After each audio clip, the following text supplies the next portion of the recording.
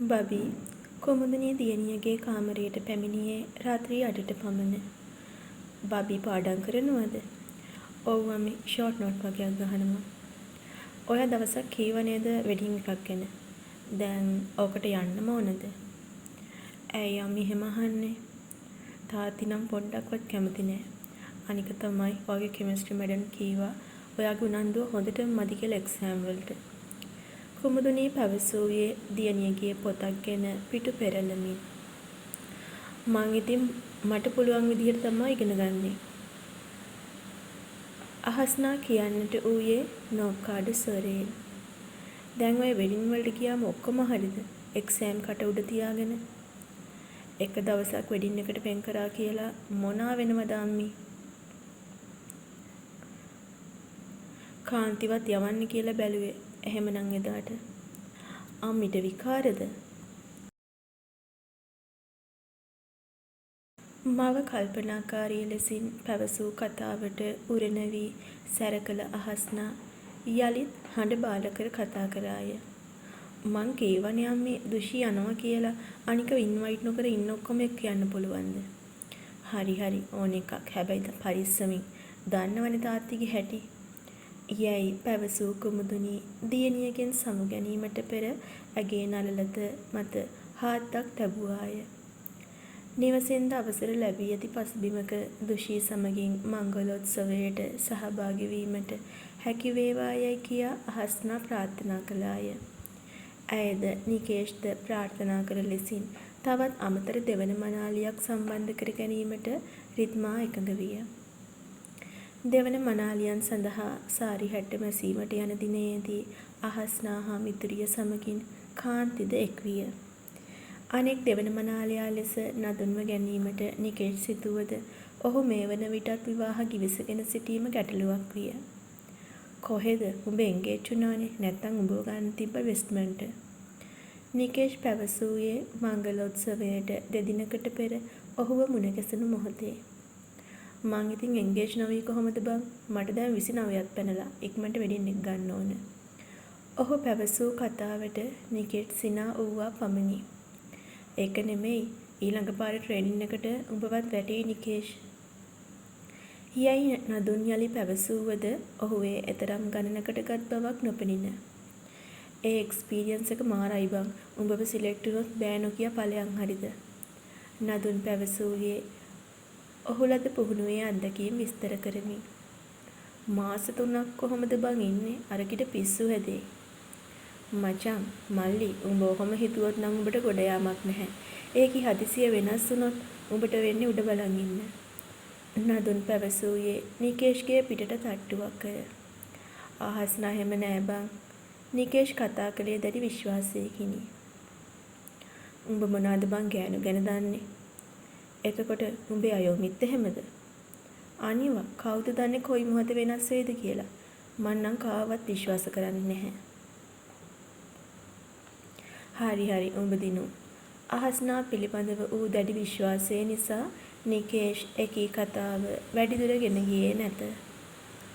ගෙවී ගිය මාස 5-6 තුල තත්පරයක් පාසා අහස්නා තමාට සමීප වූවා මිස පුංචි වෙනසක් හෝ සිදු නොවූ බව නිකේෂ් දනී.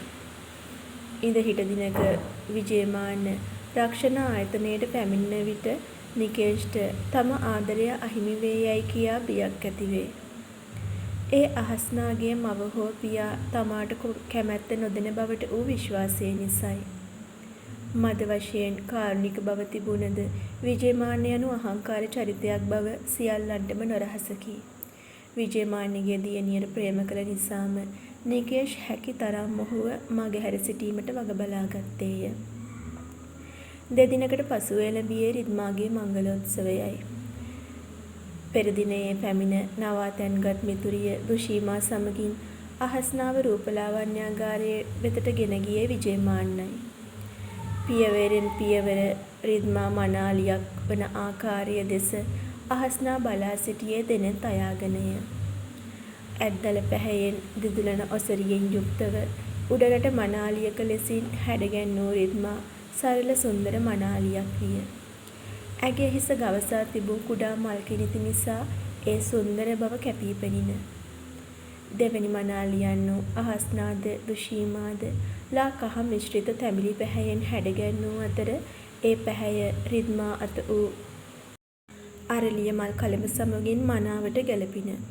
එමෙන්ම දෙවැනි මනාලියන්ගේ ඔස්තරිවල පැහැයෙන් මල් කුමාරියන්ගේ ළමාසාරි සකසා තිබින.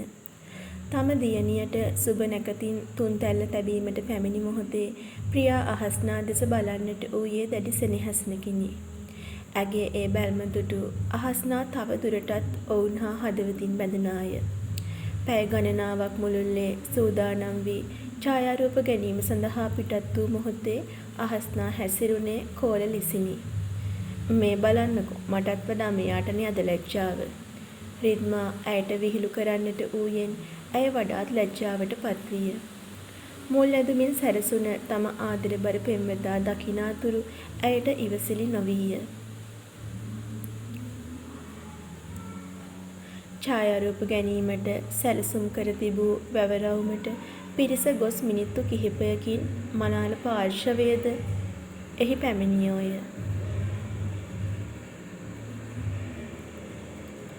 අහස්නාට විහිළු කරමින් සිටි රිද්මාද කෝල ලෙසින් බිම් බලාගත්තේ තම මනාලයා දුටු පසුවයි.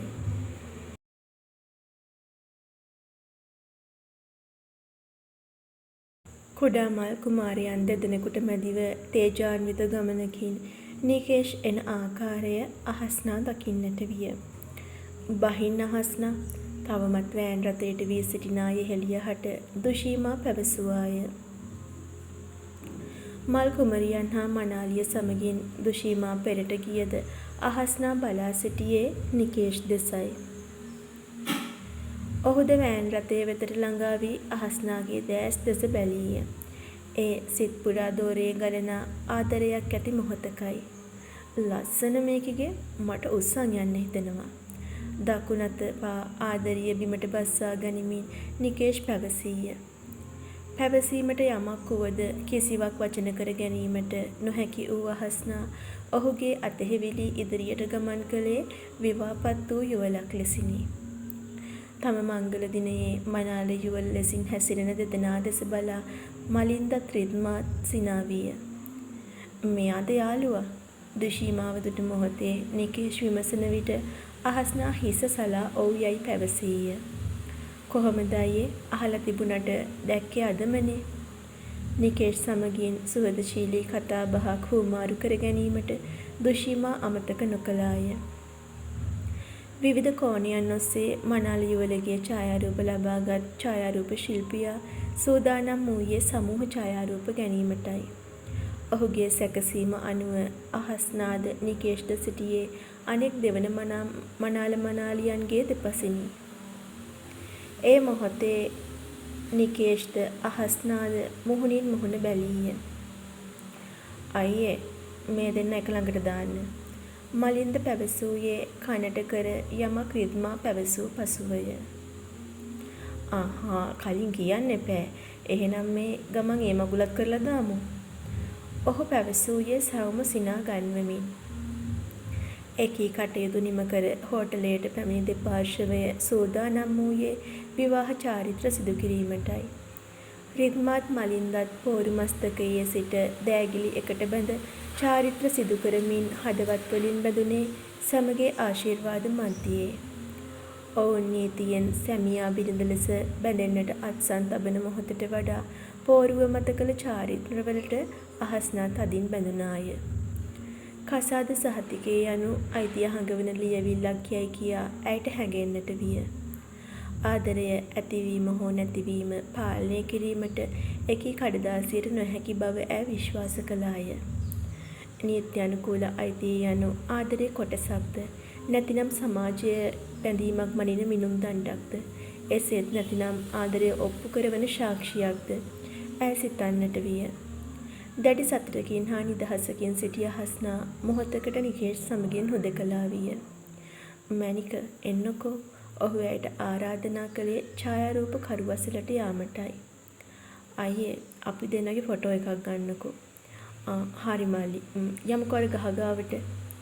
දෙදෙනා එකිනෙකාගේ දැස් දෙස බලමින් ලබාගත් ඡායාරූපය නිසා නිකේෂ්ගේ සිත ආදරයෙන් පිරී තිබිණ. ඡායාරූප ලබාගත් පසු ඔහු ඇගේ කම්මුලක් සිපගත්තේ ඒ නිසාවිනි. මල්ලි එහෙම ලස්සනයි, එහෙමත් ගමු. ඒ දුටු ඡායාරූපකරු යළිත් කැමරාව ඔවුන් වෙතට එල්ල කළේය. ආදරයෙන් පිරී ගිය සිතින් යුතුව සිටි අහස්නා මේ මොහොතේදී සංවේදී විය. මං ඔයාලගේ දිහා නවතින්නද? ඇය විමසූයේ ඒ කල නොහැකි බැව් දැන දැනමයි. මැනික නිකේෂ්ගේ වමත මෘදුව පිරිමදින්නට විය. ඇයි නිකේෂ් මට මේ තරම් ඔයා ගැන ආදරේ හිතෙන්නේ? දෙයෝ මට බයයි මට ඔයා නැති වෙන්නද එහෙම හිතෙන්නේ කියලා. ආදරේ මේ තරම් හිතේ ඇති වෙලා අවසානයේ මාව පිස්සියෙක් කරන්නද මෙහෙම වෙන්න හිතෙනවා මට. ඇය කියවාගෙන යන විට ඔහු ඇගේ වමත සිපගත්තේ සෙනෙහසිනි. එහෙම දේවල් වෙන්නේ නෑ මැනික. මම උඹේ, උඹ මගේ. ඒක හැමදාම එහෙමයි. පොරොන්දු වෙන්න. මොනවද මැනික? අම්මලා අකමැති වුණොත් මාව ළඟට ගන්නවා කියලා.